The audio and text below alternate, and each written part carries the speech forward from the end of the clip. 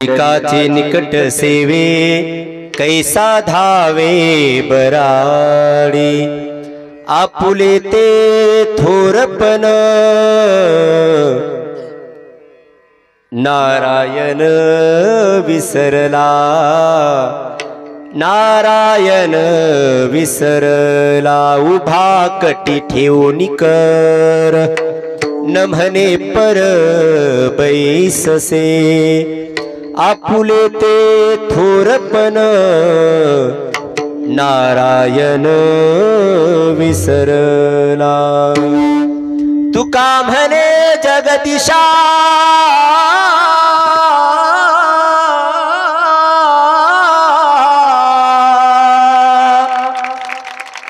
करणे आशा भक्ताची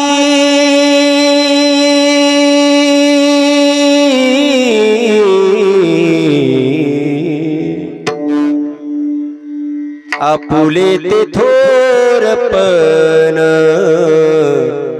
नारायण विसरला नारायण विसरला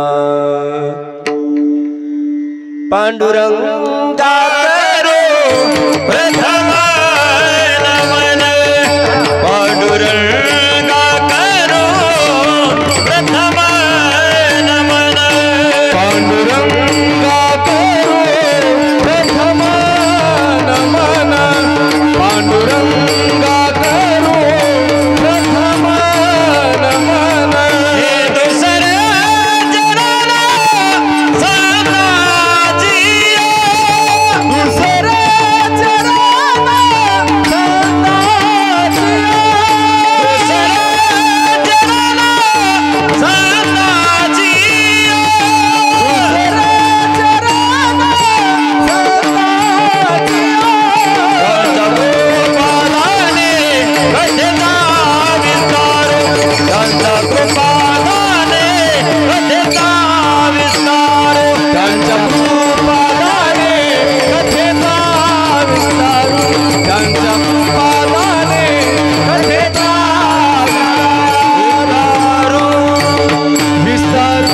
पुंडलिकाचे निकट सेवे पुंडलिकाचे निकट सेवे कैसा धावे बराडी आपुले ते थोरपण नारायण विसरला प्राप्त स्थळी संप्राप्त सेवेकरता गायलेला अभंग देहूचे सुप्रसिद्ध साधू श्रीमंत श्री जगद्गुरु तुकोबाराय यांच्या अभंग संहितेतील पंढरी महात्म्य या प्रकरणातील हा अभंग असून प्रस्तुत अभंगामध्ये श्रीमंत श्री जगद्गुरु तुकोबाराय पुंडलिकरायाची निकटची सेवा बघून परमात्मा पुंडलिकरायासाठी पंढरपूरला कसे धावत आले या विषयाची मीमांसा या अभंगामध्ये करतात। विठ्ठल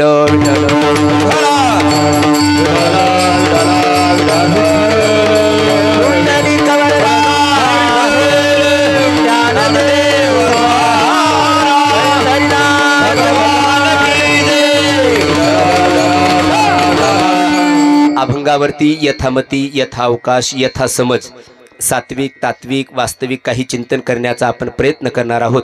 तत्पूर्वी भगवान श्री ज्ञानोबरायांच्या छत्रछायेखाली भूवैकुंठ पंढरपूर अधिक अक्षराने एका भूवैकुंठ मने तुका अशा वैकुंठ नगराकडे आपण मजल दर मजल करत ज्ञानोबरायाच्या छत्रछायेखाली संतांचे संगती मनोमार्ग गती अकळावा श्रीपती येणे पंथे याच पथिकावरती आपण सर्वजण पंढरपूरकडे मार्गस्थ आहोत। भगवान श्री ज्ञानोबरायांच्या पादुकेवरती हे वाक्पुष्प आपण समर्पित करणार आहोत।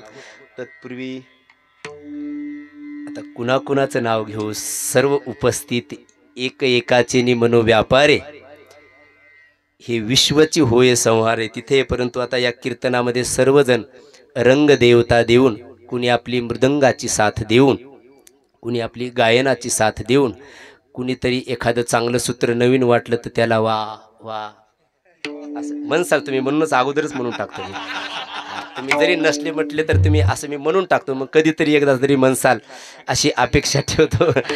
आपण सर्वजण साद आणि दाद देऊन या कीर्तनाचा आनंद घेऊया। विठ्ठल विठ्ठल विठ्ठल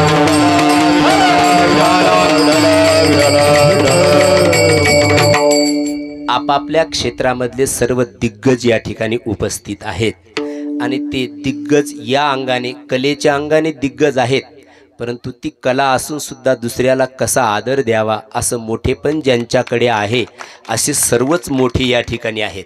नाही तर एक कलाकार दुसऱ्या कलाकाराला दाद देईल असं कधी होत नाही, होत नाही. एखादी जागा वेगळी काढली, गायनातली घ्या नाही तर पखवाजातली घ्या, ते तुम्हाला जागा नाही कळाली तरी यांना कळतं. ते एखादी विशेष जागा विशेष एखादं आवर्तन वाजवलं ते विशेष वाटलं, पण काही काही लोक नाही मनातून दाद देत. असं मी बघितलेलं आहे आळंदीत, म्हणून बोलतो. नाही देत. आपल्या फडावरती अनेक मोठे मोठे वादक येऊन बसतात, परंतु एखाद्याने वेगळी जागा काढली, त्याला माहिती ही मला वाजवता याच्या अगोदर नाही आलेली आणि पुढे येईल की नाही सांगता येणार नाही, पण ते दाद नाही देणार असं पाहणार. असं मी पाहिलेलं आहे बरं, असं पाहिलेलं आहे. म्हणजे चेहऱ्याकडे बघितलं की एखाद्या माणसाचं वादन विसरून जावं, एखाद्याला गायन येत असला ती चाल विसरून जातील, असे चेहरे घेऊन माणसं बसतात काही काही. परंतु धन्य आहे ती कला. भरत महाराज इथे सर्वच मोठे आहेत, परंतु तुम्ही एक महाराष्ट्रातील दिग्गज असून आमच्या लखन महाराजाच्या गळ्यामध्ये हार घालता. खरी तुमची विद्या ही याने सफल आहे, विद्या याने सफल आहे. विद्या विनयेन शोभनते, विद्या ही विनयाने शोभून दिसते. तो विनय, एक वाक्य बोलू, गुरुजीकडे ज्ञान प्राप्त करून घेतलं आणि ती कथा म्हणजे गायनातला असेल, कीर्तनातला असेल किंवा पखवाजातली विद्या असेल, ही विद्या आत्मसात केल्यानंतर लोकांमध्ये जाऊन कथा कीर्तनामध्ये आपण ती साथ केली आणि लोकांनी टाळी वाजवली, दाद दिली, हे त्याचं फल नाही असं मी व्यक्तिगत मानतो. मग ही विद्या असून सुद्धा दुसऱ्या आपल्याच एका गुरुबंधूला दाद देता असेल तर मग समजून घ्यावं विद्येचं खरं फल मिळालं. हा, विद्या विनयेन शोभनते असे आमचे भरत महाराज आहेत. सर्वच गायन क्षेत्रातीलही सर्वजण कोणी विशेष चाल म्हणले तर त्याला वा म्हणतात. सर्व दिग्गज मंडळी या ठिकाणी उपस्थित आहेत. आपल्या सर्वांच्या चरणावरती मनोभावे वंदन करतो. कीर्तन क्षेत्रातील मोठे दिग्गज महाराज मंडळी या ठिकाणी आहेत, ज्यांनी रात्रीच कीर्तन सेवा केली. असे श्री हरिभक्तीपरायण संतोष महाराज आहेत, आमचे आदरणीय व्याख्याते महाराज आहेत, अमोल महाराज आहेत, पाठीमागे साठे महाराज कुठेतरी बसलेत, अजून ते मेकअप करून येत आहेत. साठे महाराज आहेत, आमचे सोपान महाराज आहेत. हे सर्व आमचे गुरुबंधू मंडळी या ठिकाणी उपस्थित आहेत. सर्वांना मनोभावे वंदन करतो. मस्तक माझा पायावरी वार करी संताच्या, वार करी संताच्या, वार करी संताच्या, वार करी संताच्या, वार करी संताच्या, वार करी संताच्या. मस्तक माझा पायावरी वार करी संताच्या, वार करी संताच्या, संताच्या. मस्तक माझा पायावरी वार करी संताच्या, वार करी संताच्या,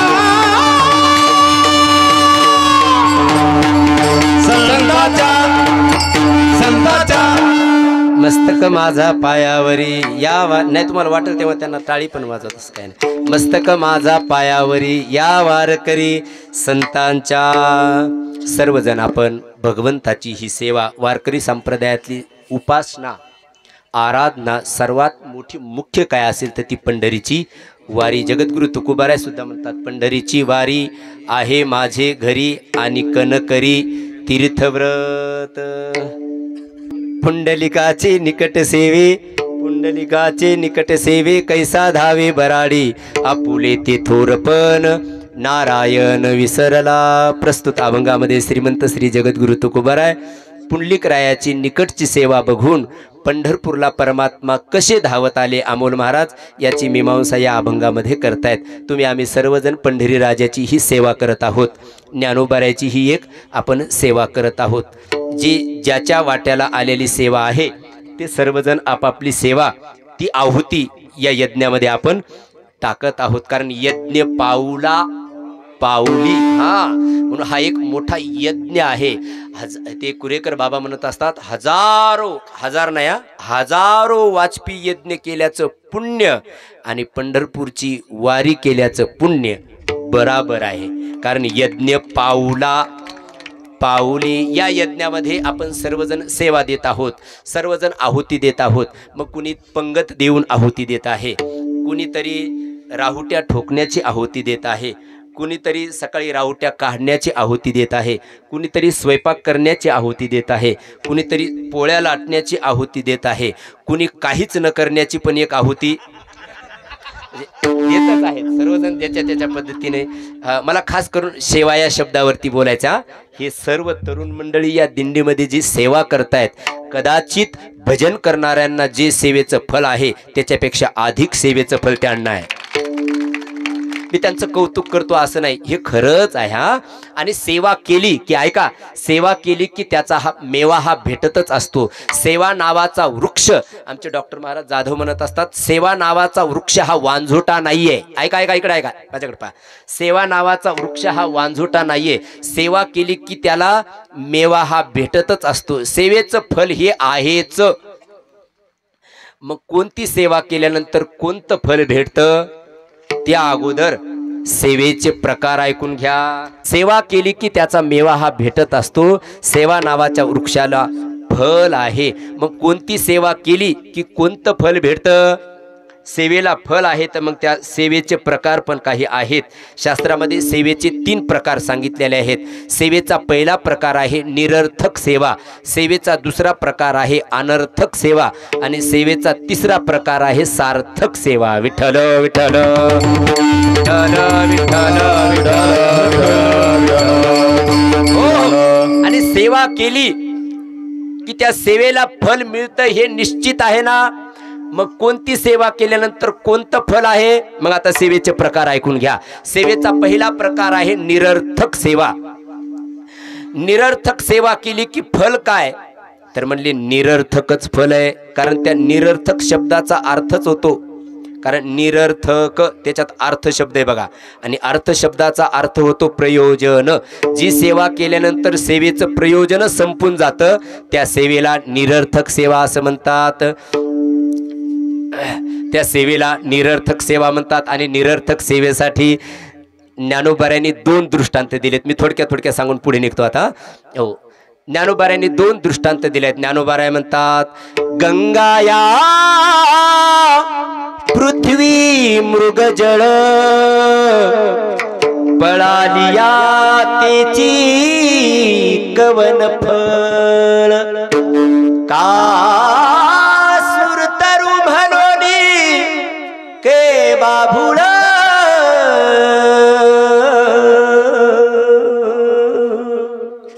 सेवी जे केवी,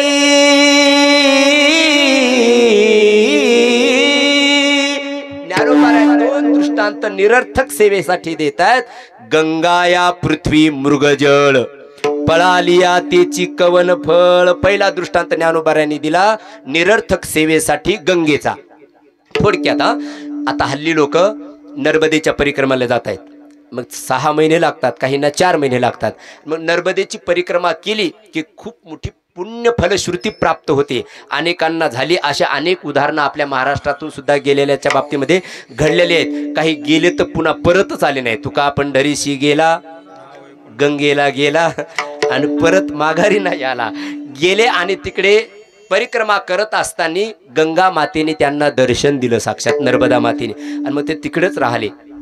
कुणी पर्णकुट्या केल्या, कुणी लंगोट लावले आणि तिकडे साधू झाले।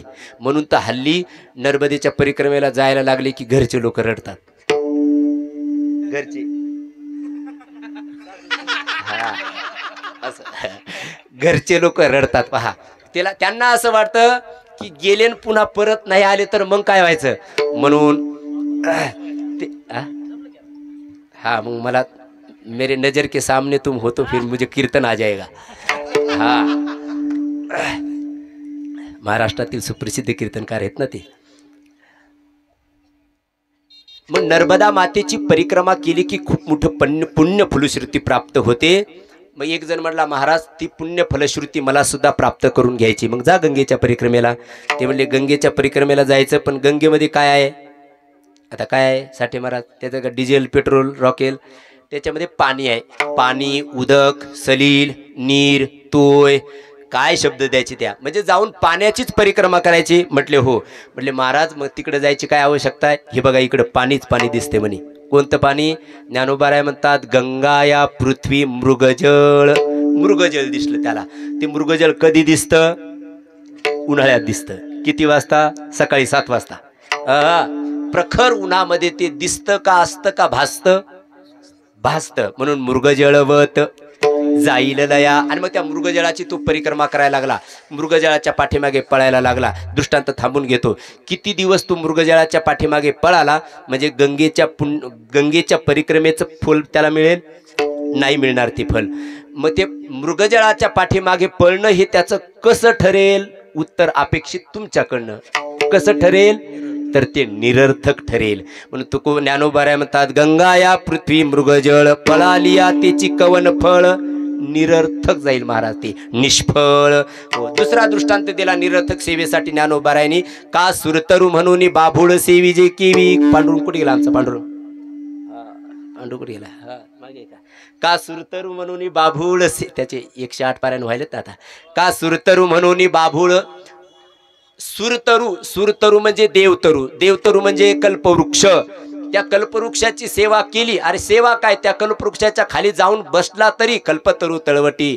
जो कोणी बैसला काय उणे त्याला सांगा जोजी. तुका म्हणे आम्ही जे जे इच्छा करू ते ते कल्पतरू पुरवितो. मग कल्पतरू आता मृत्यू लोकात बघायला भेटतो का? नाहीये, नाही बघायला भेटत. कारण काही गोष्टी फक्त ऐकायला मिळतात, बघायला मिळत नाहीये. माझे गोस्वामी तुळशीदासजी म्हणतायत सुनिये सुधा देखिए गरल. सुधा सुनिये, गरल देखिए. सुधा म्हणजे अमृत, अमृत सुनिये लेकिन गरल देखिए. गरल म्हणजे विष. विष बघायला भेटतं. अनुभव घ्यायचा असेल तर सेवनासाठी कुठे उपलब्ध पण भेटेल महाराज. परंतु अमृताच्या बाबतीत फक्त ऐकायला मिळतं, अमृत बघायला मिळत नाहीये. तसं कल्पवृक्षाच्या बाबतीमध्ये ऐकायला मिळतं, बघायला भेटत नाहीये. मग कल्पवृक्ष नाहीच का? मग देवतरू रूपाने इथे कल्पवृक्ष आजही आहे. आहे आहे 3 वृक्ष आपल्याला कल्पवृक्षाच्या दृष्टीनेच आपल्याला फळ देतात. फक्त साधना घडल्यावर, म्हणून त्याला देवतरू म्हणतात. आणि कल्पवृक्षाच्या खाली फक्त जाऊन बसायचं आणि इच्छा करायची, ती लगेच पूर्ण होती. पण इथं साधना करावी लागते. असे 3 वृक्ष आहेत पहा. एक औदुंबर, दुसरं पिंपळ आणि तिसरा वटवृक्ष. वटवृक्ष ही भगवान शंकराची विभूती आहे. भगवान शंकराची विभूती आहे. म्हणून तर ते आताच गेलं ना दोरे लावायचं. ते दोरे वळे ना, ते दोरे ते काहीतरी महिला म्हणत असतात की काय म्हणतात साठी बुवा. हा ते हा ते दोरे लावत असताना आणि मग म्हणत असतात हाच पती मला जन्मोजन्मी भेटो असं म्हणतात. ती मुरारी बापून याच्यात एक विनोद सांगितला. ती माता ती दोरा ओवत होती. दोरा त्याला वटवृक्षाला, आणि ते बांधत असताना म्हटले की हाच पती मला 7 जन्मी मिळो, पण हा शेवटचा जन्म 7वा असो.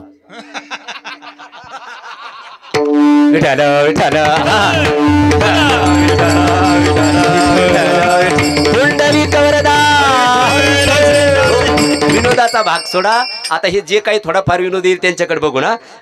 आणि मग वटवृक्षी भगवान शंकराची विभूती आहे. माझे गोस्वामी तुळशीदासजी म्हणतायत बटू विश्वास अचल निज धर्मा.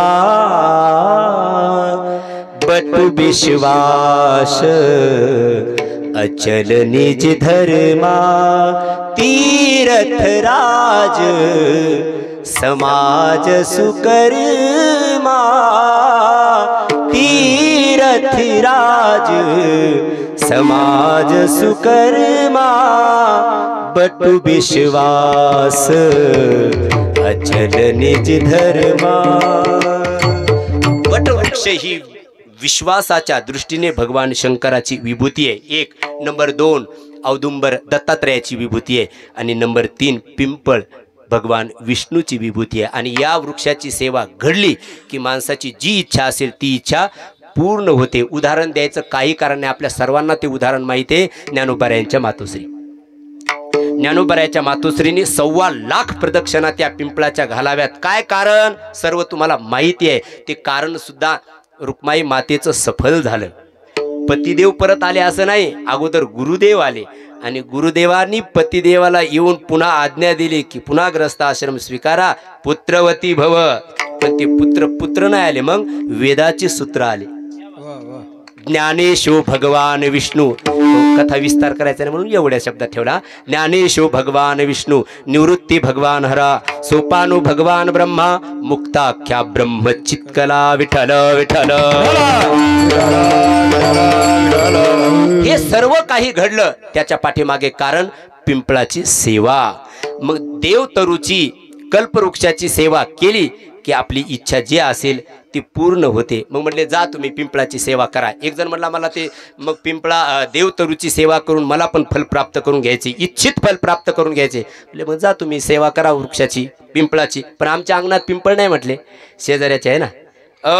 त्याचं नाव नका घेऊ, त्यांचं नामचं जमत नाही. हा 5 पिढ्यापासून त्यांचं नामचं जमत नाही. तरी आम्हाला नव्हतं माहिती.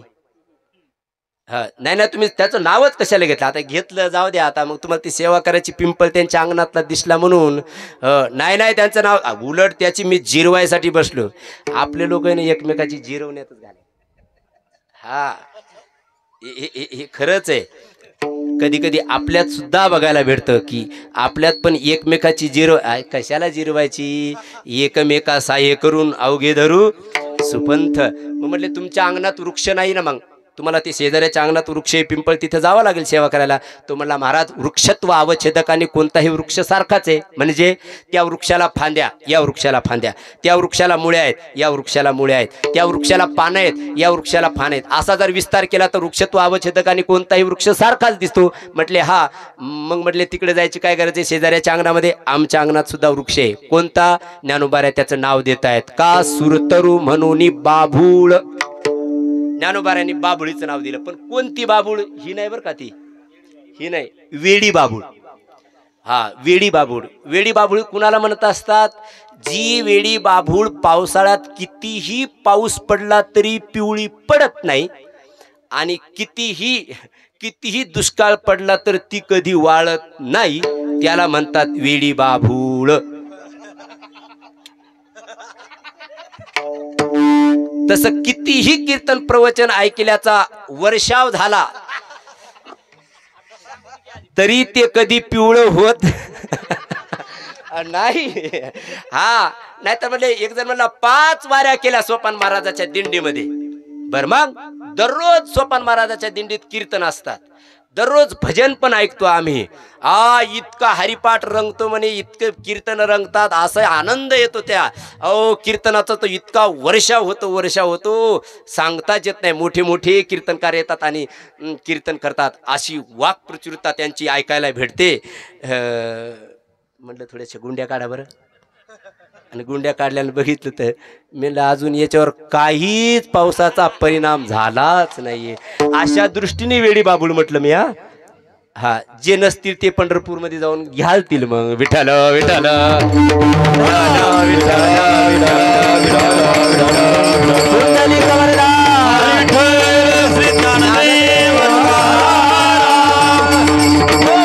त्या वेड्या बाबूळची तो सेवा करायला लागला. चंदनम समर्पयामी, अक्षदाम समर्पयामी, दक्षिणा द्या तुम्ही.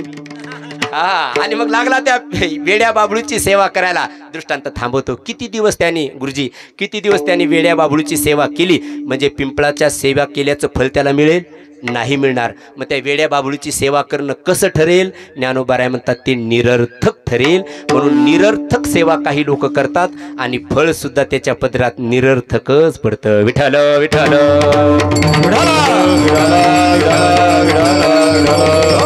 सेवेचा पहिला प्रकार निरर्थक सेवा. तसं ऐका इथं सेवा केलेली ही सार्थक ठरते. एवढी सेवा दुसऱ्या कुणाची केली ना ती निरर्थकच जाते. हा सोपान महाराजाच्या दिंडीत जर आपण इथे जर पंक्तीला वाढायला लागलो तर ते भगवंताच्या दरबारामध्ये त्याची नोंद आहे. पण तीच जर तुम्ही कुणाऱ्या पुढाऱ्याच्या जर पंक्तीला जाऊन वाढलं तर ते कधीच असं म्हणणार नाही काय आम्ही 4-5 ट्रम मी जी निवडणुका जिंकलो, आता तू पंक्ती वाढत होता, तू ये बरं, आता तू बरा, मी तुला निवडून आणतो, असं कधी म्हणतात का ते? कधी म्हणतात का? नाही म्हणत. मग ती सेवा कशी चालते, कशी होती तुमची ठरते, तर ती सेवा निरर्थक होते. नाहीत मग लोक म्हणतात येऊन येणार कोण? नाही, मी नाही उचलत ते, नाही तर ते तांबे महाराज ते मी नाही उचलत. हा, ते तिकडे कितीही जय जयकार दुसऱ्याचा करा, एक ऐका, तिकडे दुसऱ्याचा कितीही जय जयकार करा तो निरर्थक जाईल. पण इकडे ज्ञानोबरायाचा जय जयकार केला तर पंढरीश पांडुरंग परमात्म्याला आपली दया येईल. विठाल विठाल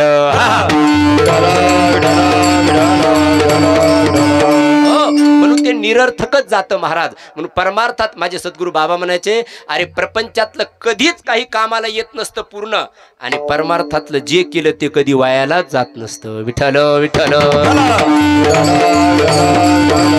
पहिला सेवेचा प्रकार निरर्थक सेवा, निरर्थक सेवेला फळ सुद्धा निरर्थक. सेवेचा दुसरा प्रकार आहे अनर्थक सेवा.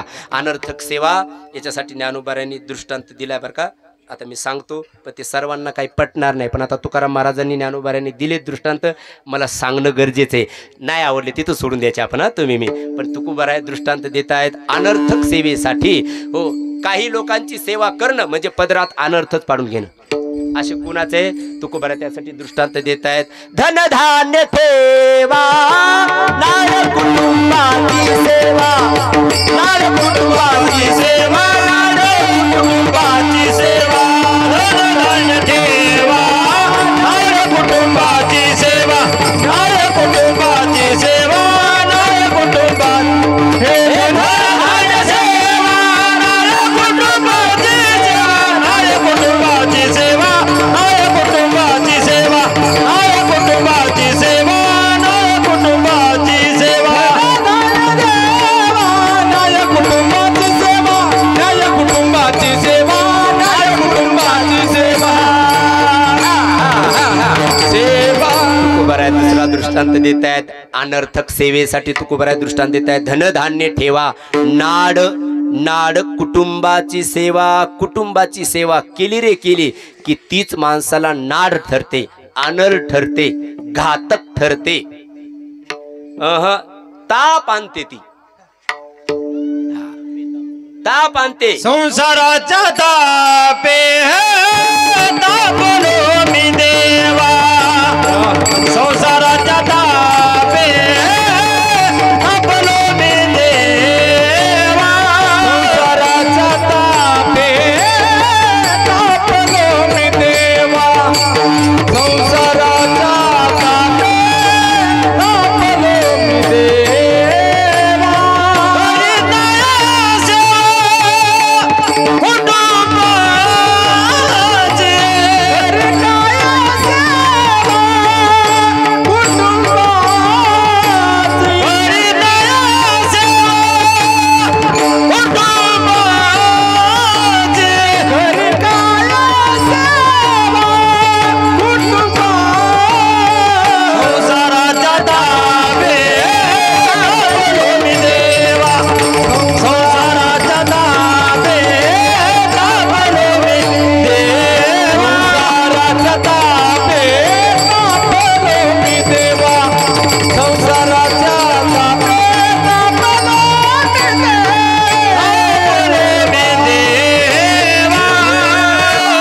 जगद्गुरु तुकोबाराय म्हणतात प्रपंचाची सेवा, कुटुंबाची सेवा करणं म्हणजे अनर्थ पदरात पाडून घेणं आहे. हे तुकाराम महाराज म्हणतात. मी नाव तुकाराम महाराज म्हणतात त्याला मग ताप येतो.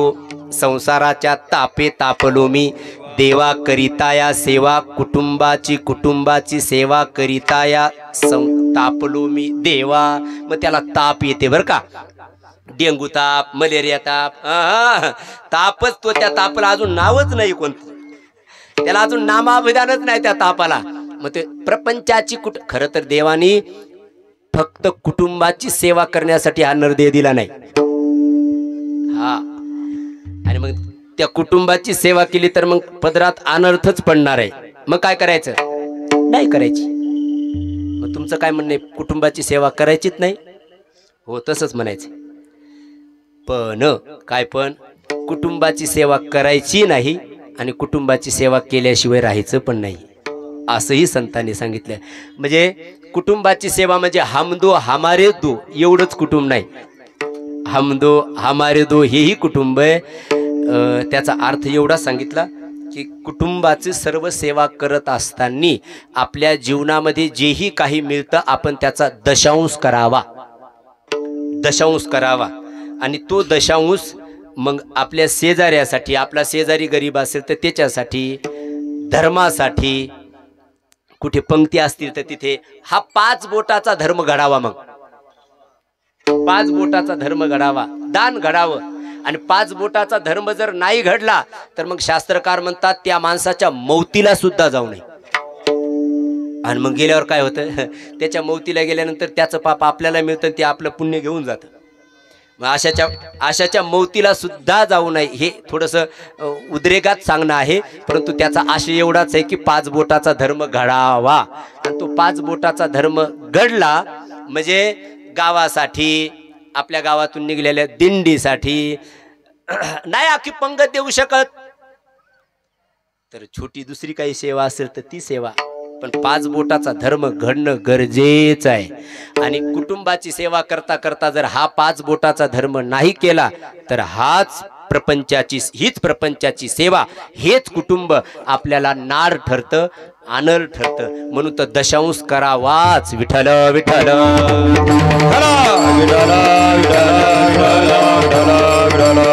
आणि मग ती सेवा जर नाही केली ना, ठीक आहे, आपण वसुदेव कुटुंबकम, कारण कुटुंबाची व्याख्या ज्ञानोबाराने तर किती केली. आमचं गावच कुटुंब, माझा महाराष्ट्रच कुटुंब आहे एवढंच नाही, मग माझा देशच कुटुंब आहे असं नाही.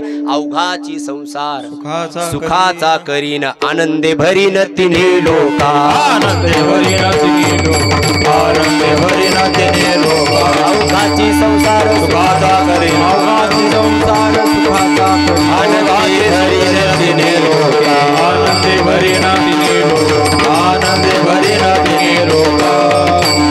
कुटुंबाची व्याख्या ज्ञानोबाराय आपले शास्त्रकार म्हणतात वसुदेव कुटुंबकम. आपण पण ज्या पथिकावरती आपण चाललेलो आहोत तिथे जी काही कमी असेल आणि आपल्याला देवाने जर दिला असेल तर ती जागा आपल्याला सुवर्ण संधी समजून तिथे आपण आपले आहुती देणं.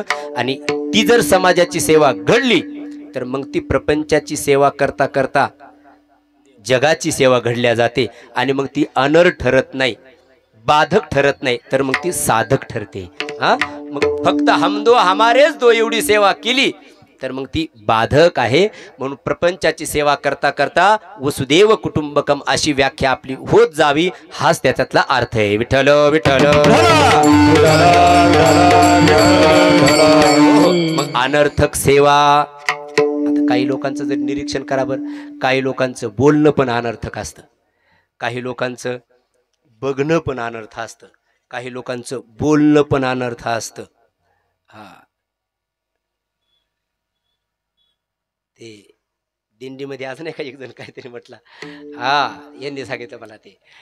मग ते अनर्थक ठरतं महाराज. ते पुढचं पण मग ते तेवढ्याच तावाने आपल्यावर तर सुटतं आणि मग ते अनर्थच घडतं माणसात. कधी कधी बोलण्यातून अनर्थ, कधी कधी बसण्यातून अनर्थ, कधी कधी दृष्टीतून अनर्थ घडतो. आणि मग त्या दृष्टीतून अनर्थक सेवा घडली की मग अनर्थरूपी फळ निश्चित पदरात पडतं. विठ्ठल विठ्ठल. निरर्थक सेवा, अनर्थक सेवा. तिसरा सेवेचा प्रकार आहे सार्थक सेवा. महाराज सांगा लवकर, ही सार्थक सेवा कुणाची? दोघांची. संतांची सेवा करणं सार्थक सेवा आहे आणि भगवंताची सेवा करणं सार्थक सेवा आहे. संतांची सेवा केली की जीवनाचं सार्थक होतं.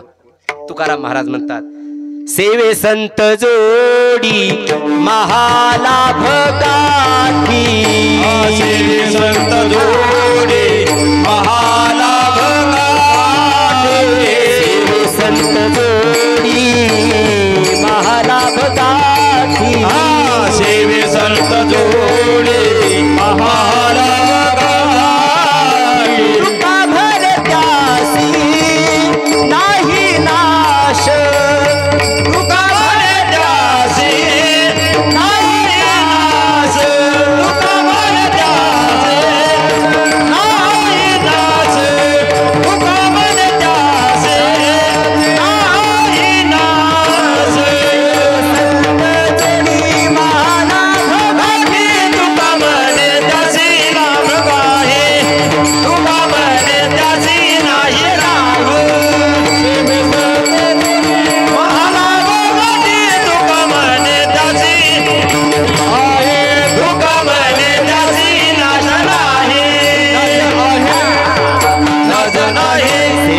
संत जोडी महालाभ गाठी, तुका म्हणे त्यासी नाही नाश किंवा नाश नाही, दोन्ही पाठ आहेत हा. हो, सेवे संत जोडी महालाभ गाठी, संतांची सेवा भगवंताची, संतांची सेवा केली की महालाभ पदरात पडतो महाराज. महालाभ फुका साठी, तो महालाभ जीवनामध्ये प्राप्त होतो. कारण संताविन प्राप्ती नाही ऐसे वेद देती ग्वाही. म्हणून संतांची सेवा केली की तो महालाभ भेटतो. फेटेवाली कुठे गेली आमची खरबळ महाराज. संतन के संग लाग रे अच्छी बनेगी, संतन के संग लाग रे तेरी अच्छी बनेगी, अच्छी बनेगी तेरी किस्मत सजेगी, अच्छी बनेगी तेरी किस्मत जगेगी.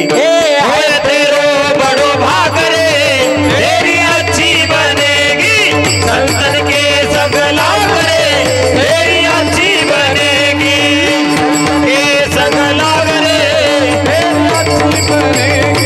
संतन के संग लाग रे तेरी अच्छी बनेगी, अच्छी. ध्रुव की बनी प्रहलाद जू की बनी है तेरो बड़ भाग रे तेरी अच्छी बनेगी, संतन के संग लाग रे तेरी अच्छी बने, तेरी अच्छी बनेगी, तेरी अच्छी बनेगी. संतांच्या संगतीत जर आपण राहिलो, त्यांची जर सेवा घडली तर मग तेरी अच्छी बनेगी, तेरी किस्मत सजेगी. ऐका ऐका, संतांची सेवा केली की फल काय भेटतं तर म्हणले महालाभ, म्हणजे दुःखाची आत्यंतिक निवृत्ती आणि परमानंदाची प्राप्ती. हे संतांच्या संगतीतलं फळ आहे. विठ्ठल विठ्ठल. साठे महाराज इथे आहेत. खरं तर संतांची सेवा घडल्यानंतर काय मिळत नाही, काय मिळत नाही, काय मिळत नाही. संतांच्या शब्दाची जरी सेवा घडली तर काय मिळत नाही, फॉर्च्युनर मिळते, काय मिळत नाही. लाड महाराजांच्या आश्रित राहून जर एवढं अध्ययन केलं तर त्याचं फल का नाही मिळणार. हा, संतांच्या शब्दाचं जर अनुगमन केलं तर काय मिळत नाही. याचे प्रत्येक उदाहरण द्यायची काही गरज नाही. तुम्ही आम्हीच आहोत साक्षीला. विठ्ठल विठ्ठल.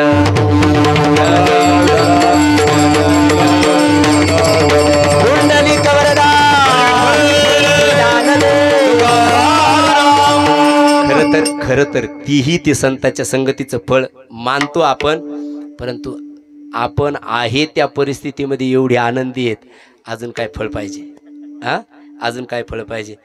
आता ते लाड गुरुजींचे किती कठीण कीर्तन असतात, हा, पण ते आपल्याला आत्मसात होतात. हेच संतांच्या संगतीतलं फळ आहे आपल्याला. विठ्ठल विठ्ठल. ते शब्द सुद्धा आपल्याला फल देऊन जातात. हा, समाधान रूपी फल, प्रसन्नता रूपी फल का देत नाही. एखादा चक्रधार वाजवला तर ते शब्द बोटातून सुद्धा आपल्याला समाधान देऊन जातात. हे तुम्ही आम्ही याचे साक्षी आहोत. म्हणून संतन के संग लाग रे तेरी अच्छी बनेगी. अनेक उदाहरण देता येईल. संतांच्या संगतीमध्ये सेवा घडली आणि त्याला फल मिळालं नाही असं दृष्टांत तुम्हाला कुठे सापडणार नाहीये. सेवा केली की त्याचं फल त्याला निश्चित भेटत असतं. म्हणून संतांची सेवा करणं एक सार्थक सेवा आहे आणि देवाची सेवा करणं एक सार्थक सेवा आहे. ज्ञानोबाराच्या वारीत चालू पखवाज वाजवाची सेवा ही ज्ञानोबाराची सेवा आहे. आपल्याला गायनाची संधी मिळाली, ज्ञानोबाराची सेवा आहे. आपल्याला वाढण्याची संधी मिळाली, ज्ञानोबाराची सेवा आहे. आपल्याला ही सार्थक सेवा आहे, संतांची सेवा आहे. आणि इकडे समजा येऊन कोणी म्हणलं वाढा ना, नाही म्हणले बघ तिकडे जायचंय, नाही कळलं, इकडे कोणी जाऊ नका, आताच मी जाऊ. हा, मला जायचं, त्याला कुठंच जायचं नसतं, पण वाढायचंच नाही, वाढायचंच नाही. मग असे जर सेवा चुकार माणसं जर असतील ना, तर तुकाराम महाराजांनी एक दृष्टांत दिलाय बघा. तुकाराम महाराज एक प्रमाण देतात. संत सेवेसी अंग चोरी आणि दृष्टी न पडो तयावरी, ऐसी याची व्याली जळो तिचे तोंड. कमीत कमी आता तरी कोणी पोट नाही धरायचं, बाटली वाढायला घेईल. विठाल विठाल.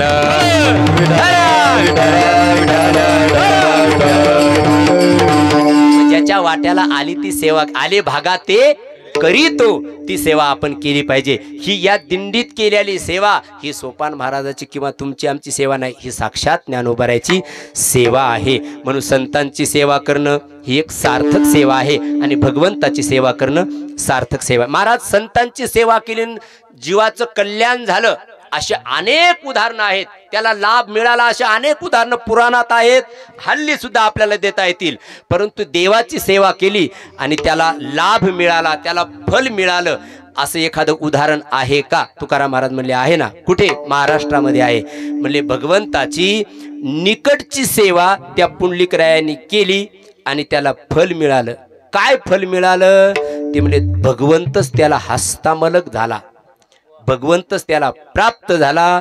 जगद्गुरु तुकोबाराय अभंगाच्या पहिले निकट सेवा पुंडलिका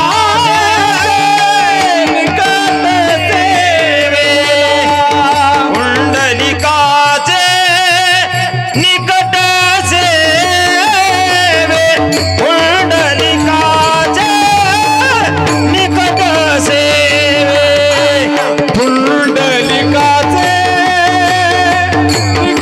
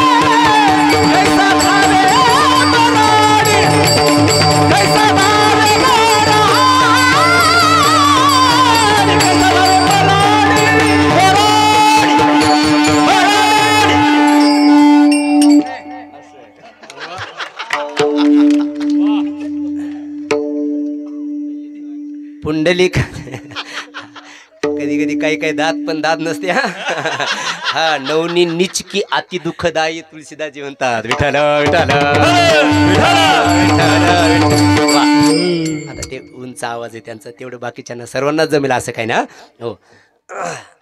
पुंडलिकाचे निकट सेवे कैसा धावे बराडी, पुंडलिकरायाने निकटची सेवा केली देवाची। आता निकट शब्दाचा अर्थ दोन तीन अर्थाने आपण अंगाने बघूया। निकट म्हणजे घरची, जवळची।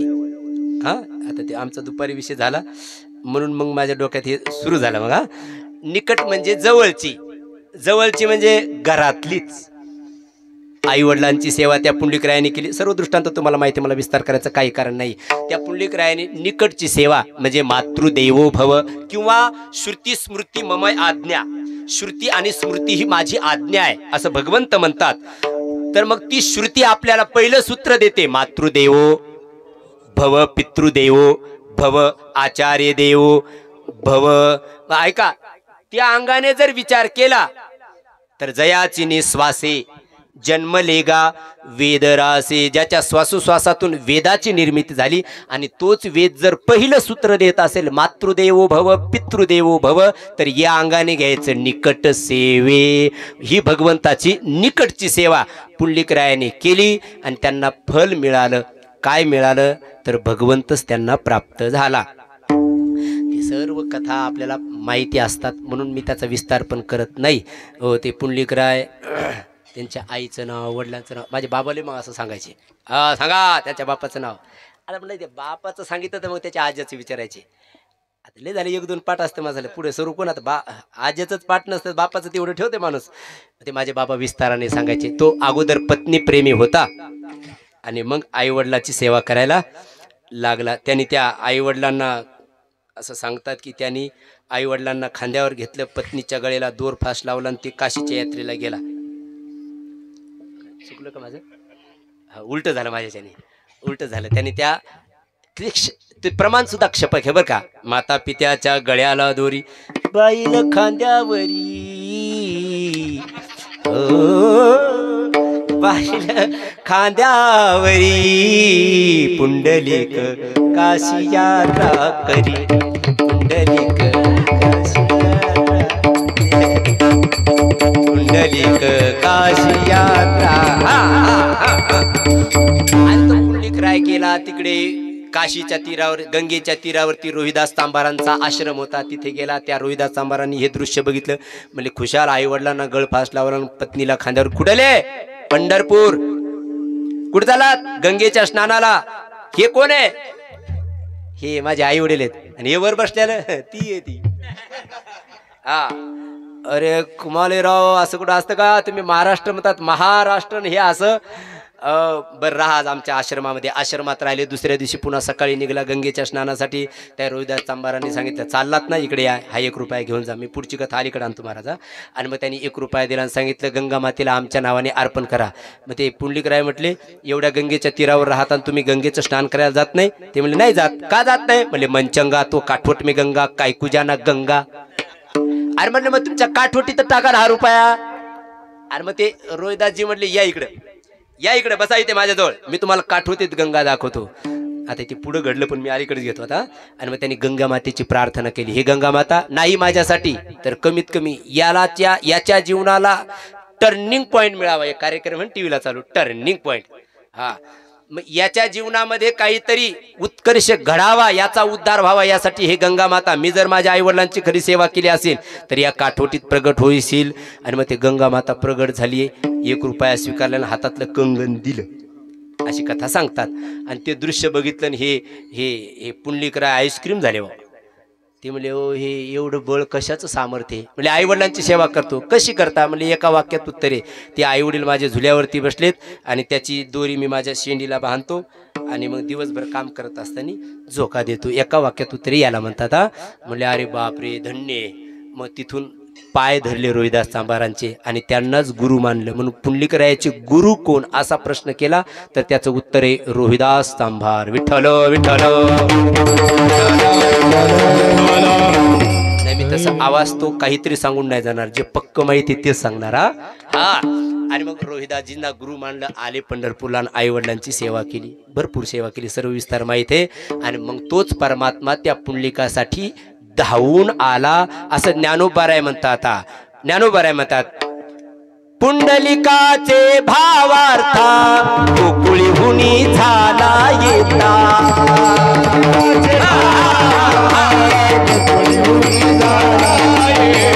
पुंडलिकाचे भावार्था गोकुळीहुनी झाला येता. पुंडलिकाचे भावार्था गोकुळीहुनी झाला येता. निज प्रेम भक्ती भक्ता म्हणत से म्हणत से. पुंडलिकाची भावार्था गोकुळीहुनी झाला येता. निज प्रेम भक्ती भक्ता म्हणत से. निज भक्ती भक्ता या गायचे म्हणत असे आला येता भक्ती भक्ता या गायचे म्हणत असे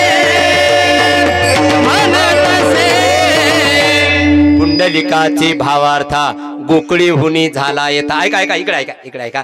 मग तोच परमात्मा पुंडलिकरायासाठी अमोल महाराज धावून पंढरपूरला आला. आल्यानंतर त्या पुंडलिकाने विचारलं कोण? म्हणले मी जगाचा बाप ब्रह्मांडाचा मालक परमात्मा परमेश्वर मलाच म्हणतात. कशासाठी आला? तुझी ही सेवा बघून आलो.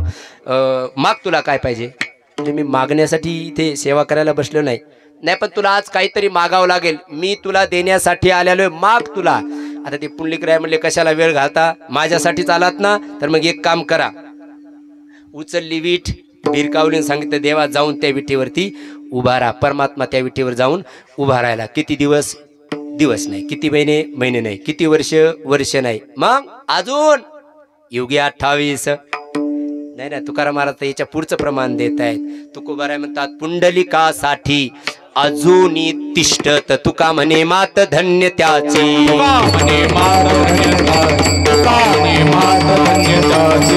म्हणून धन्य पुंडलिका बहु बरे केले निधान आणिले पंढरीसी किंवा कारे पुंड्या मातलासी. आणि मग तो परमात्मा अजूनही विटेवरती उभा आहे. मग तो परमात्मा पुंडलिकासाठी धावून आला. तर कसा धावून आला?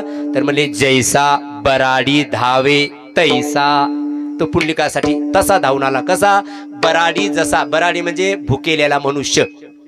बराडी शब्दाचा अर्थ भुकेलेला मनुष्य केलेला आहे. भुकेलेला मनुष्य जसा अन्नाकडे धाव घेतो तसा परमात्मा पुंडलिकासाठी धावून आला. कैसा? जैसा बराडी धावे पुंडलिकाचे निकट सेवे कैसा धावे बराडी. तो अण्णा एका ठिकाणी तरी नाथबाबा म्हणतात धावे चाले धेनू जैसी वत्सा लागी तैसा नारायण. धेनू जशी वत्सासाठी धावत घरी जाते ना तसा परमात्मा पुंडलिकासाठी धावून आला. विठ्ठल विठ्ठल महाराज तुम्ही म्हणता की परमात्मा पुंडलिकरायासाठी धावून आला. पण जर आमचा एक प्रश्न आहे. काय प्रश्न आहे? अहो पुंडलिकरायासाठी परमात्मा धावून आला म्हणता, परंतु एखाद्या सामान्य व्यक्तीच्या कार्यक्रमामध्ये जर एखादा मोठा पुढारी आला तर लोक सहज चर्चा करतात. कसं काय रे होते? एवढा मोठा मनुष्य आणि एवढ्या छोट्या माणसाच्या कार्यक्रमाला हजर राहायला बादली घेऊन वाढायला लागला. काहीतरी असलं पाहिजे. हा यांचं नातं काहीतरी विशेष असलं पाहिजे. आणि मग कुणी म्हणतात अहो काही विशेष नाही, त्याचा काही संबंध नाही. मग एवढा मोठा मनुष्य ते पंक्तीला कस काय वाढतो राव? त्याचं मोठेपण नाही का त्याला आडवं येत म्हटले? असा प्रश्न निर्माण होतो ना. असा प्रश्न निर्माण होतो. मग तसं जगाचा बाप ब्रह्मांडाचा मालक परमात्मा पुंडलिकरायासाठी धावून आला म्हणता, तर मग त्या भगवंताचा मोठेपणा त्याला आडवा नाही आला का? तुकाराम महाराज म्हणले नाही आडवा आला. का नाही आला? म्हणले पुंडलिकरायाची सेवा बघून तो त्याचा मोठेपणाच विसरला. आपुले ते आपुले ते आपुले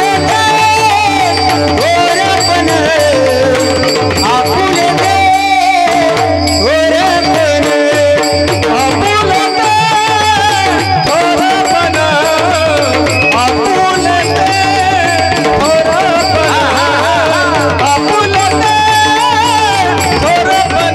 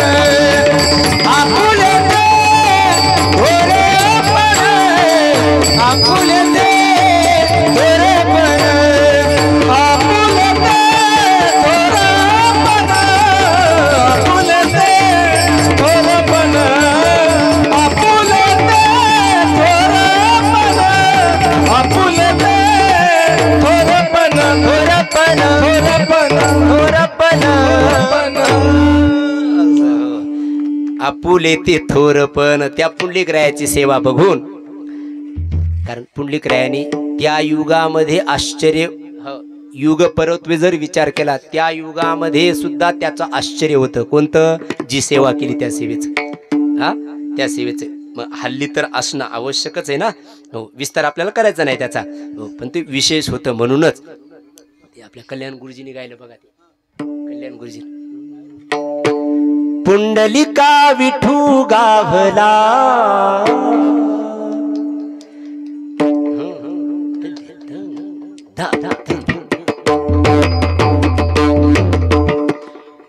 पुंडलिका विठू गाभला, पुंडलिका विठू गाभला, विठू गाभला, माय पित्या रूपी गावला, गावला, माय पित्या रूपी गावला, गावला, माय पित्या रूपी गावला. रोहिदासाच्या द्वारी तो गेला, त्याने पित्या पाळना केला, पत्नी द्वेष याला शिवला, याला शिवला, माय पित्या रूपी गावला, हे जी गावला, माय पित्या रूपी गावला, हे गावला, माय पित्या रूपी गावला. माय पित्या समजूनी बाळ, पुंडली, हा एकदा एकदा होते, हा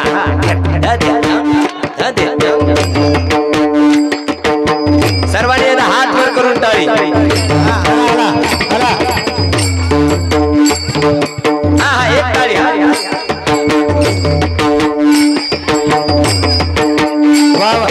माय पित्या समजूनी बाळ, पुंडलिक पुरवी लाळ, त्या समजून पुंडलिका पुरवी लाळ, हे माय पिता समजून बाळ, पुंडलिक पुरवी लाळ,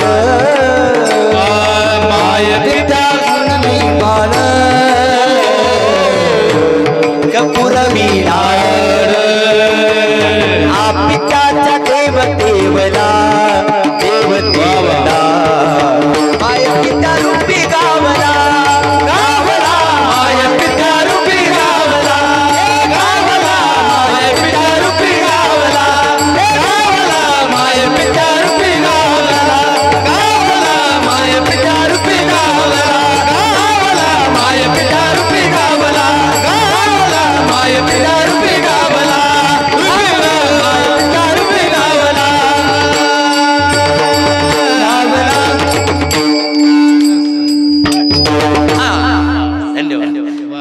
त्या पुंडलिकरायाची ती अलौकिक सेवा बघून परमात्मा त्याला हसता मलक झाला. पण महाराज तुम्ही म्हणता तो पुंडलिकासाठी धावून आला, हो पुंडलिका विठू गावला, तर मग त्या परमात्म्याचा मोठेपणा त्याला आडवा नाही आला का? येत असताना पंढरपूरला कोणता मोठेपणा? त्याचा 3 अंगाने मोठेपणा सांगितला पहा. हो, गतिर्भ्रता प्रभू साक्षी, निवासश्चरणम सुहृत, प्रभव प्रलयस्थानम निधानम, बीजमव्ययम, म्या बोलविल्या वेद बोले, म्या चालविल्या सूर्य चाले, म्या हलविल्या प्राणू हाले, जो जगा ते चाळीता. हा ऐका, मियाची नेमिला साता, काळू ग्रासी तसे भूता, यागे म्हणे पंडुसुता, सकळ जयाते. हा त्याचा मोठेपणा आहे. 3 प्रकाराने मोठेपणा सांगितला. निर्गुण निराकारातला, ऐका ऐका लक्ष माझ्याकडे, निर्गुण निराकारातला मोठेपणा, निर्गुण साकारातला मोठेपणा, आणि तिसरं सगुण साकारातला मोठेपणा त्याचा. विठ्ठल विठ्ठल.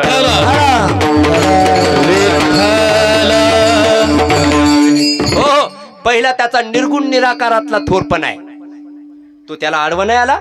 कोणता निर्गुण निराकारातला थोरपणा आहे त्याचा? ते म्हणजे आमचे दीपचंदित म्हणत आता,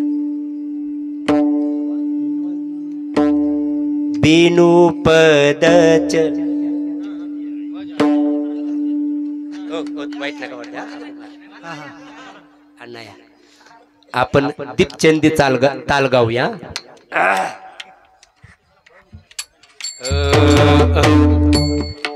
बिनु पद चलहि बिनु बिनु काना बिनु पद चलहि सुनहि बिनु काना बिनु पद चलहि सुनहि बिनु काना बिनु पद चलहि सुनहि बिनु काना बिनु पद चलहि सुनहि बिनु काना बिनु पद चलहि सुनहि बिनु काना बिनु पद चलहि सुनहि बिनु कागा बिनु पद चलहि सुनहि बिनु कागा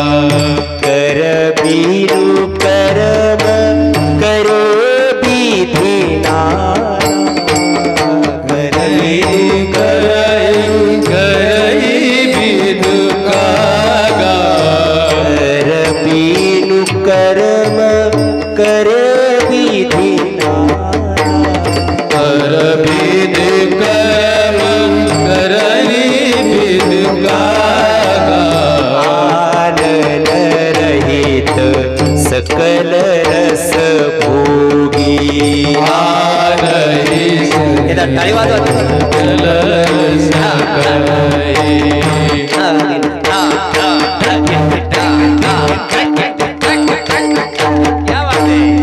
आनंद रहित सकल रस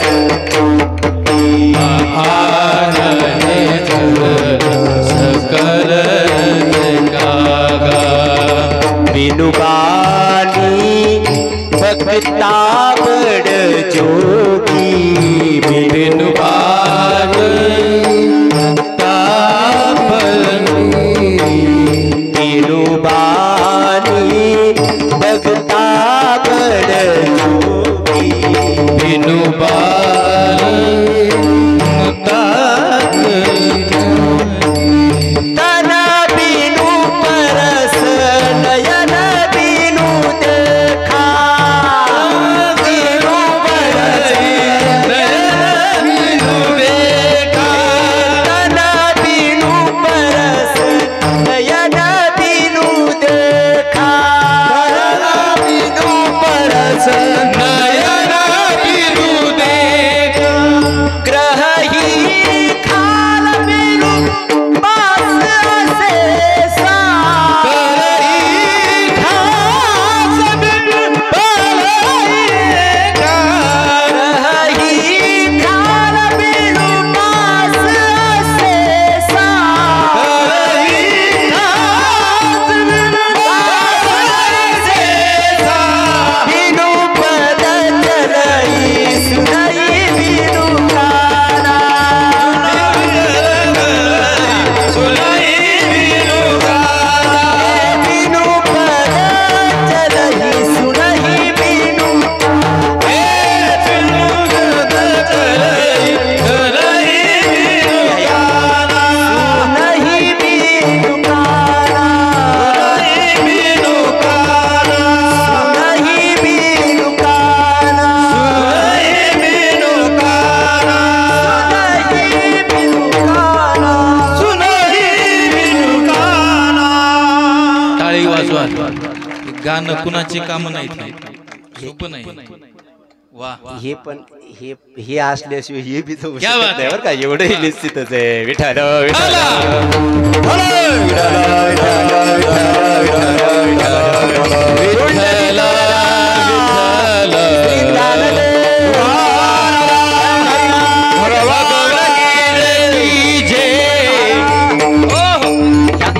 ह्या जेवढ्याही मी 4 चौपाया गायल्या तुळशीदासजी त्या 4 चौपायामध्ये भगवंताच्या निर्गुण निराकारातलं मोठेपण सांगतात हा बिनुपद चल ही पाय नसताना चालतो हे मोठेपण आहे त्याचं हा सुनही बिनु काना कान नसताना ऐकतो चिट्टी के पैरों में घुंघरू बजत है वही अल्लाह सुनता है ना हा सुनही बिनु काना हे मोठेपण आहे त्याचं दिसत नाही पण नाही म्हणण्याची सोय नाही, हे पण त्याचं मोठेपणच आहे. विठ्ठल विठ्ठल. त्यालाच आपल्या गीतेमध्ये म्हटलं गतिर्भ्रता प्रभू साक्षी निवास, हे त्याचं निर्गुण निराकारातलं मोठेपण. दुसरं आहे निर्गुण साकारातलं मोठेपण, म्हणजे तो द्रष्टा होऊन. आता ते निर्गुण म्हणायचं साकार म्हणायचं मग ते लेच घोळ आहे महाराज. आणि आता ते घोळ नाही सांगत मी, आता नको घोळ व्हायला. कारण तो प्रत्यक्ष येऊन कार्य करत नसतो. तर या मृत्यूलोकातले जेवढेही कार्य घडतात दृष्टा या रूपाने दुसऱ्या त्या देवतेकडनं ते कार्य घडून घेतो, करून घेतो. म्हणून तो दृष्टा मांडला शास्त्रकारांनी. म्हणून निर्गुण असून सुद्धा सगुण आहे आणि सगुण असून सुद्धा निर्गुण आहे. हा त्यातला सापेक्ष भेद हा शास्त्रकारांनी निवृत्त केला. विठ्ठल विठ्ठल.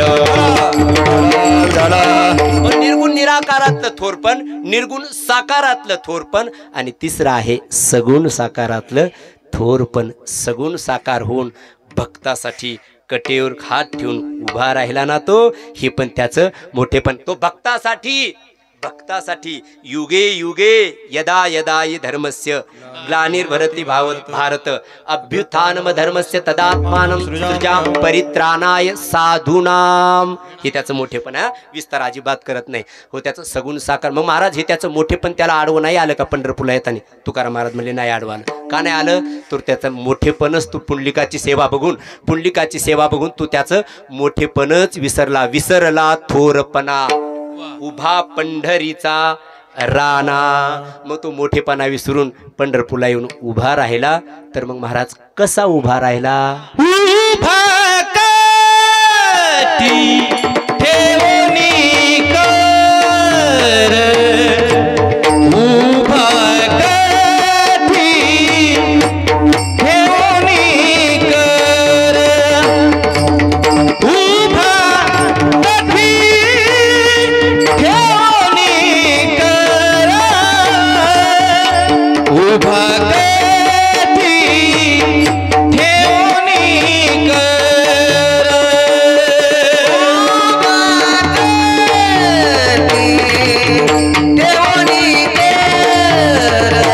बाबा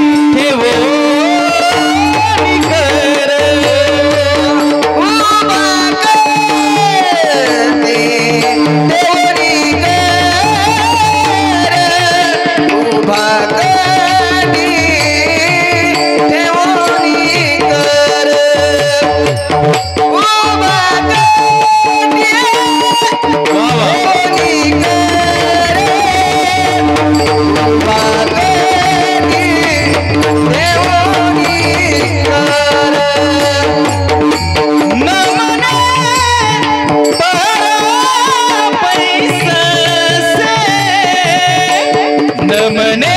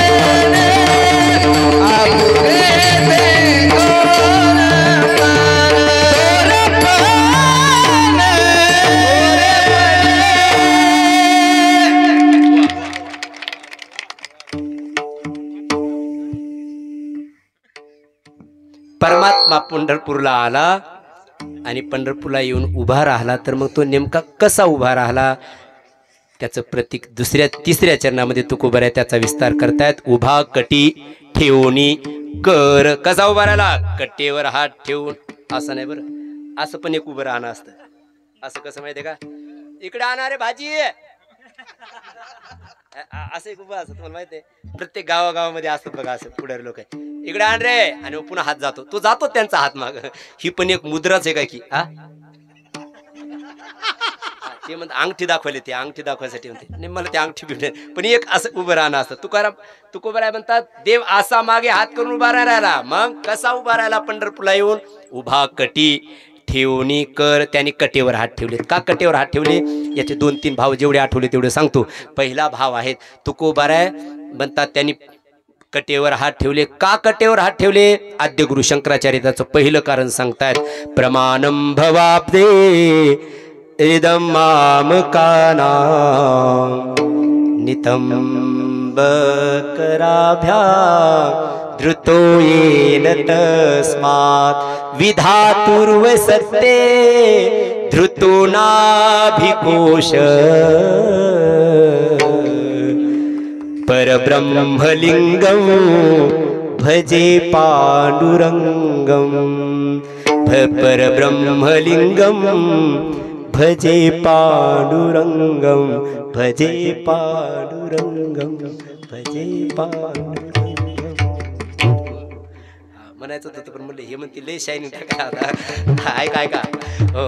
मग तो परमात्मा कटेवर हात ठेवला. का कटेवर हात ठेवले त्याचं पहिलं कारण शंकराचार्य म्हणतात की तो कटेवर हात ठेवून सांगतो, ए वारकऱ्यांनो बाबांनो, या आळंदी ते पंढरपूर तुम्ही धावत माझ्याकडे या, आणि तुम्ही जर माझ्याकडे आलात ना तर मी कटेवर हात ठेवून तुम्हाला हे प्रतीक रूपाने सांगतो की तुम्ही फक्त एक वारी केली रे माझी पंढरपूर आळंदी ते पंढरपूर, तर तुम्हाला हा भवसमुद्र जो आहे ना तो कमर इतका असेल, कमर इतका.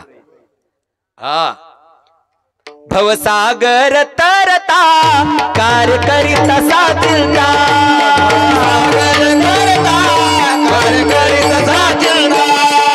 पहिला उभा दाता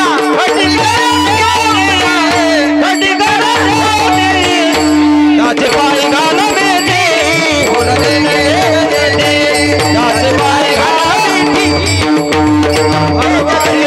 त्याचे पाय घाल मेथे होण देणे, त्याचे पाय घाल मेथे होण देणे.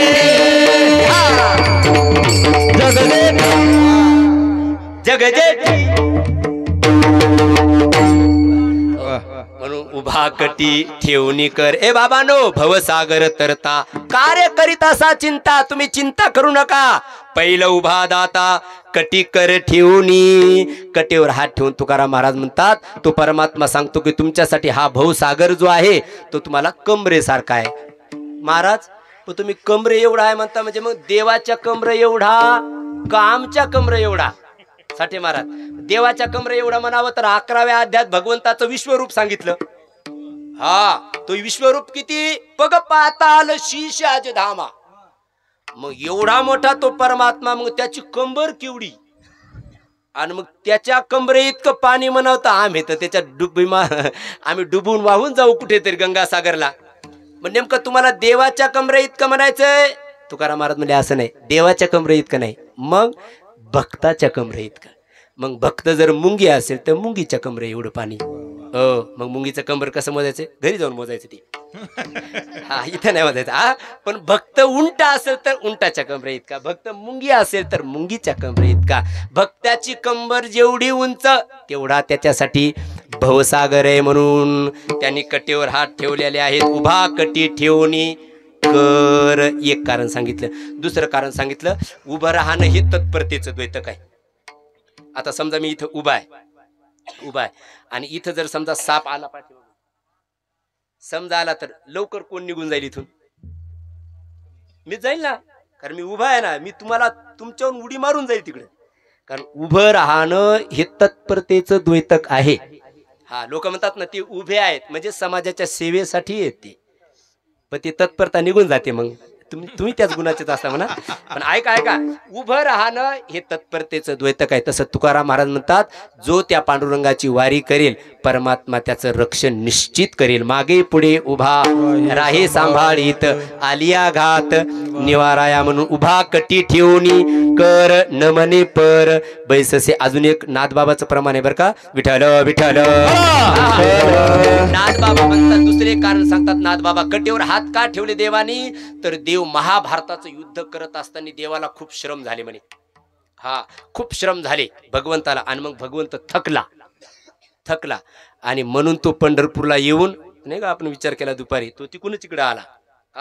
आणि मग तो पंढरपूरला येऊन त्याने कटेवर हात ठेवले. कटेवर हात, लोक थकले की असं करत असतात, चालून थकलो रे बाबा म्हणतात ना. मग तसाच परमात्मा सुद्धा कटेवर हात ठेवून मी थकलो हे सांगतोय. मी प्रमाण देतो त्याला. अर्जुनाचे रथी थकी ते नाही, अर्जुनाचे रथी थकी येला जगजेठी म्हणून या कर कटी ठेवणी उभा. म्हणून उभा कटी ठेवणी कर न म्हणे पर बैससे. मग तुकाराम महाराज तो जर परमात्मा कटेवर हात ठेवून उभा आहे तर मग कुठे ना आला इथे खरा निश्चित, पण पुन्हा कधीतरी कुणीकडे तरी जाईल ना. असा तुमचा दुपारी प्रश्न होता ना, की पुन्हा तो दुसरीकडे कुठेतरी जाईल ना. ते म्हणले नाही जाणार. का? म्हणून न म्हणे पर बैससे. तो दुसरीकडे, पर शब्दाचा अर्थ दुसरीकडे, तो दुसरीकडे जाण्याची इच्छाच. कारण पुंडलिकरायाने तसाच वरदान मागून घेतले, देवा नव जावे माझे गाव, माझ्या गावावरून दुसऱ्या गावाला तुम्ही कधी जाऊ नये असा वरदान पुंडलिकरायाने मागून घेतलेले. विठ्ठल विठ्ठल ते आपण सांगतो की हे नोहे आज कालीचे ना युगे 28 मज निर्धारिता साच्या हा मृत्यू लोकूची नोहे. पण युग परत्वे परमात्मा प्रत्येक युगाला, द्वापार युग झालं रे की पुन्हा इथे येतोच. कारण ते जरी परब्रह्म असेल पण अवतार या दृष्टीने माया उपाधी घेऊन तो जो द्वारकेमध्ये आला त्याचंच ऐका लक्ष का अख्खं उत्तर इथे, त्याचंच विलनीकरण करण्यासाठी त्या अवताराचं तो याच परब्रह्म स्वरूपामध्ये येऊन विसावा घेतो. विठ्ठल विठ्ठल म्हणून तो उभा कटी ठेवणी कर न म्हणे पर बैससे. दुसरीकडे जाण्याची इच्छा नाही. महाराज तो कटेवर हात ठेवून अजून काय करतो तुकाराम महाराज त्याचं उत्तर अभंगाच्या शेवटच्या चरणात देतात. तुका म्हणे जगदीशा, तुका म्हणे जगदीशा, तुका म्हणे जगदीशा, तुका म्हणे जगदीशा, तुका म्हणे जगदीशा, म्हणे जगदीशा, तुका म्हणे जगदीशा. करणे आशा माताची, करणे आशा माताची आपुले ते थोरपण, आपुले ते थोरपण, करणे आशा भक्ताची, करणे आशा भक्ताची, आपुले ते थोरपण, आपुले ते थोरपण. नारायण विसरला, नारायण विसरला, नारायण विसरला, नारायण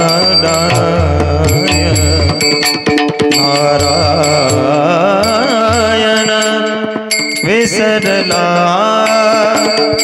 नारायण विसरला, नारायण विसरला.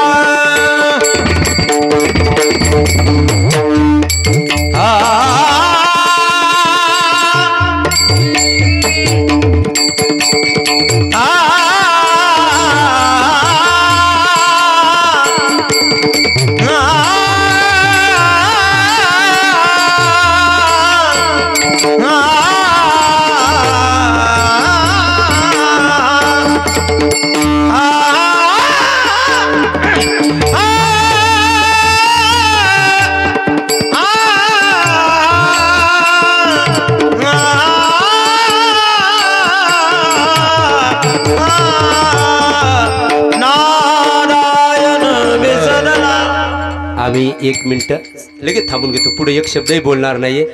आहेतच भरत महाराज, थोडासा रूपक ताल म्हणतो आम्ही. हा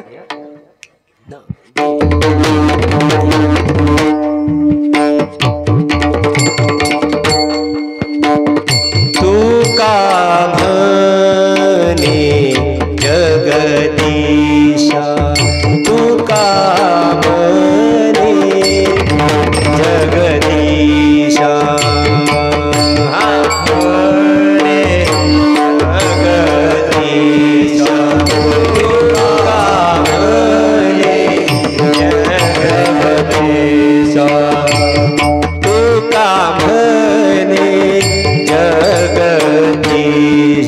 जगदीशा तू का म्हणे, हा जगदीशा तू का म्हणे, जगदीशा तू का म्हणे, जगदीशा करणे आशा भक्ता, करणे आशा, करणे करणे हे हे बघा टाळ टाळ एकदम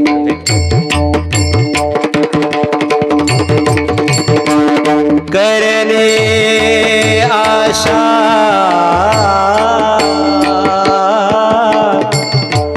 करणे आशा,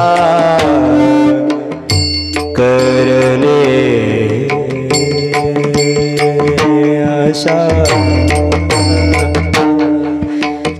करणे आशा,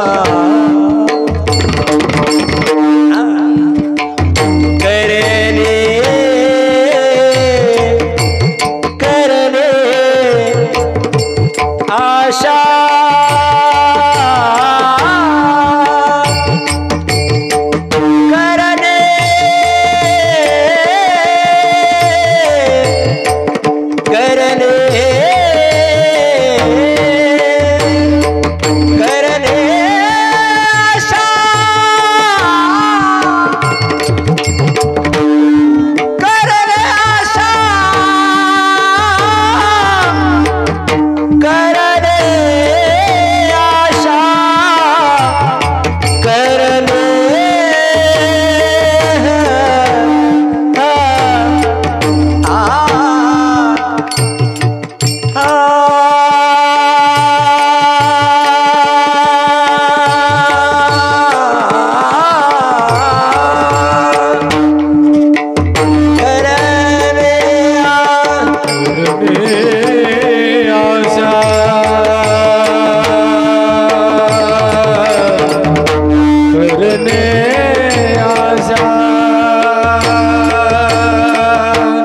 करणे आशा,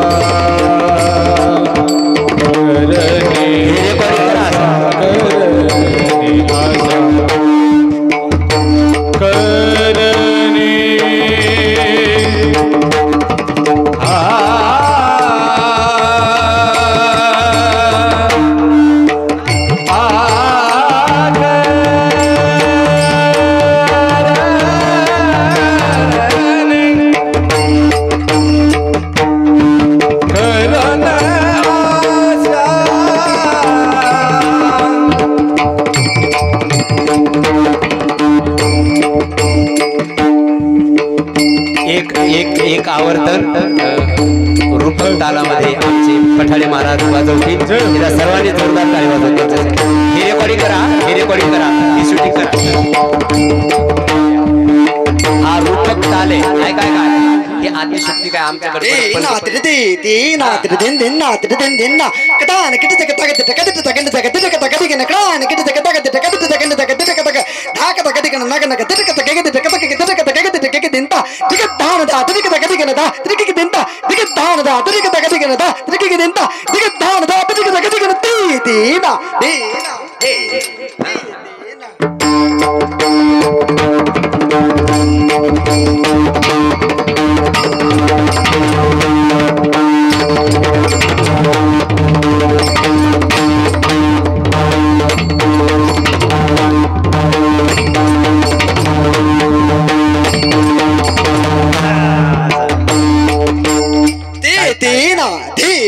धीना तीना धीना धिंडा नगद धकट तगन दिन तक टिकट तक तगला तद तक दिन तक तक धा बे बे बे धा तक दिन तक तक तक धा बे बे बे धा तक दिन तक तक तक धा बे बे बे तीना धीना धी हाँ